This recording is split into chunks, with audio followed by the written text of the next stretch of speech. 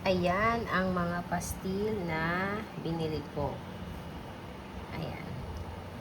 Hindi ko lang sure kung ano dito ang tuna, ang adobo, at ang original na chicken pastil.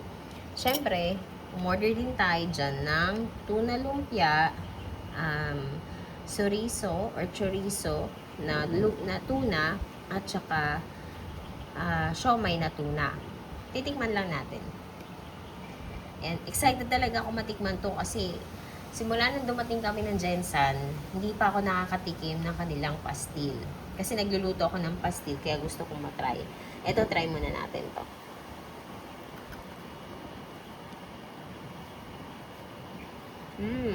Masarap. Chicken adobo.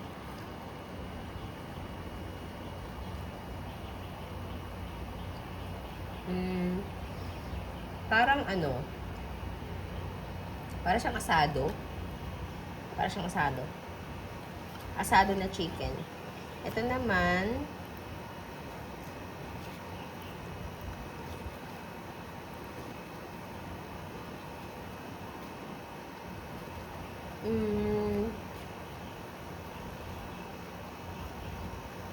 ano ba to? Tuna. Ito chicken, ito tuna. Pero pareho lang siya. So, ito pala yung original. Original na chicken pastil.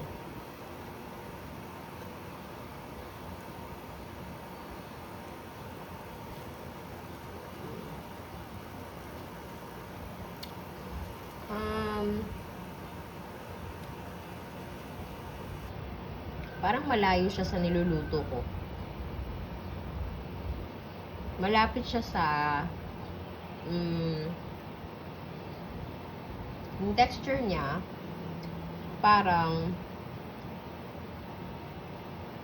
alam mo yung siopaw na asado, ganun ang texture niya.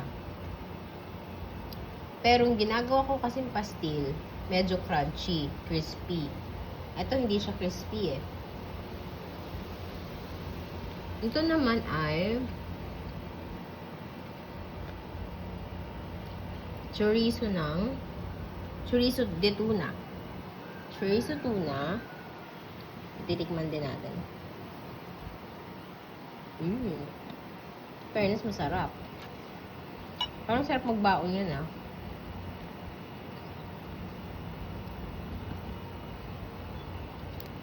Ito ay siomay na tuna.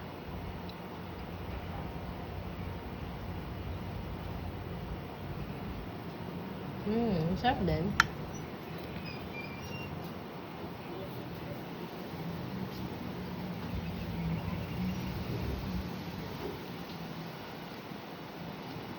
Ang pinaka gusto ko sa kanilang tatlo, ito.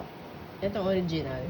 Ito kasi matamis, pero ito chicken, ito yung tuna. Ito yung chicken, pero iba yung texture niya. Approve, masarap.